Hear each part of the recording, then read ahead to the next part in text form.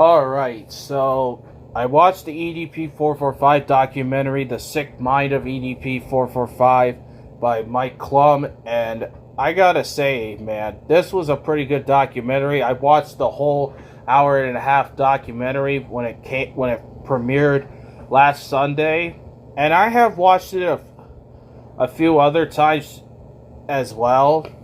I gotta say, man, EDP's got to be one of the nastiest and one of the most disgusting people that we have ever seen. Like, this dude is so disgusting and nasty. I mean, and I'm also going to give you guys my thoughts on the documentary as well. So obviously they split it up into 4 parts. They did EDP's early life, then the first sting operation, which was the first botched sting operation of EDP with Alex Rosen and CC unit.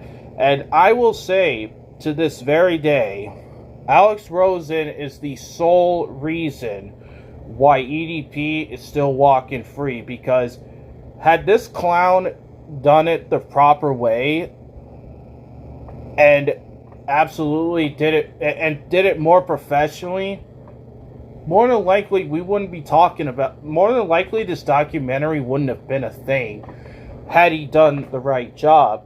And even Chris Hansen, which was a bit of a surprise, was that Chris Hansen was in the documentary. He even gave his thoughts on both of those botched up sting operations, and then we're going to get to Gideon's in a bit. But yeah, I absolutely agreed with him on what he said about Alex Rosen, how this was clearly done to get clout and to get views. And a lot of other people back then also thought the same thing. Like, it was clearly he was so worried about trying to get the video monetized so he could make a quick dollar off of this stuff. And I have my thoughts on predator catchers, but I'm not going to go over them in my video. They're for another time. But yeah, the presentation and the flow of the documentary was pretty good, I have to say. Now, obviously, I do have some criticisms of this. Like, EDP being... him coming on this documentary and just talking about all that nasty, disgusting shit that he does. Like, was it really that necessary?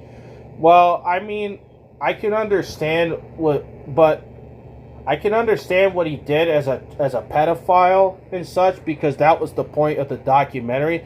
But I'm talking about, like, when, him when he's masturbating and blood, red cum and coughing up blood, and also him jerking off. Well, not, yeah, I guess you could say so.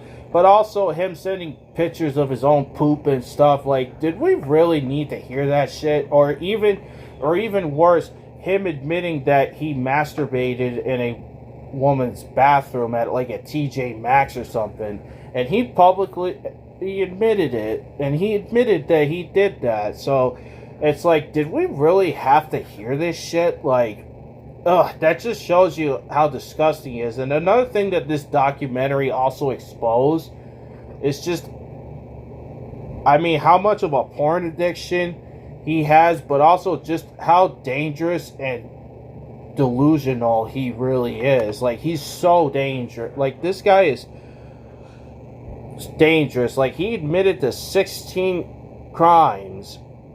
And if that doesn't get him on a watch list, then I don't know what will. Because they also said in the documentary that he would be eligible. Could be charged until 2027, which is 4 months away. So, I gotta say, it's just crazy the amount of, there's just so much to this documentary. But the other criticisms that I've seen is how EDP's friend, he was saying, oh, I believe EDP's completely innocent. He was set up on some bullshit.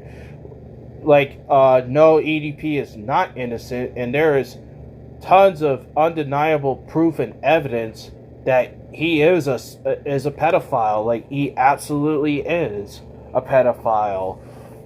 And also, you are also a cuck and a spineless. You're a spineless cuck because you still are defending this guy, even though you know what he did was wrong. What he did was disgusting, and you also brought your own kid around him. Like, let me just put it like this: if you're a friend of EDP and you're also a parent as well, not only are you a weirdo, but you also need to be on that list as well, because there's something wrong with you. There's something really wrong with you.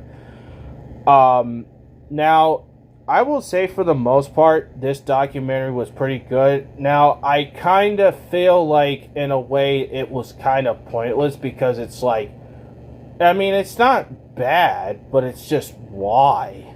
You know, why did this thing have to exist? It's like, we already know all this stuff. However, that would be completely unfair and say that there wasn't a bunch of new stuff, because there was some new stuff in there, like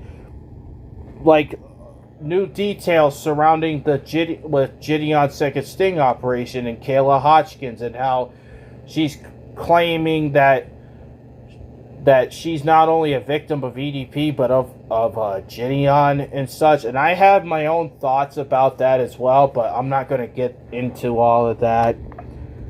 But Gideon's sting operation, like, so apparently, well, not apparently, Gideon and Skeeter, they wanted to do a sting operation on him, but EDP didn't refuse to go, and they obviously confronted him at his dialysis center, so that also screwed up things as well. And of course, you got Gideon dressed up like a cupcake and such.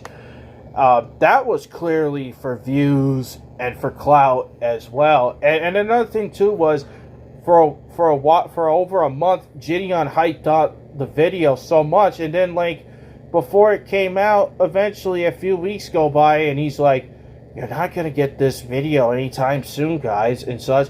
Well, now we know why, because the video was absolute dog shit, and there was, like, within a 30-minute video, there was only about a minute worth of EDP in the that whole 30-minute video. Like, most of the video was them just talking around and fucking around, you know. But yeah, and another thing about this documentary was that he had his girlfriend Marissa, I believe is her name, and she's like, "Well, the Bryant that I know would not do that. Like, the Bryant's not a pedophile. Like, he's not." It's like, woman, all you have to do is just type up his name on Google or in YouTube, and you'll know all about how sick and disgusting he is. Like, and you still are dating a guy like that? Now, eventually, you know, YouTube broke up, but it's like, I don't know any woman that would want to date this pig, because he's a pig. He's a disgusting, nasty pig at the end of the day. So there is so much to this documentary, guys, that I only have so much time and such like that to do this stuff. Like, I try to keep these videos under 10 minutes, so I will make another video, and it's about his therapist, and I'm also gonna go and explain why there is no such thing as a program to cure child predators. So I'll see you in the next one.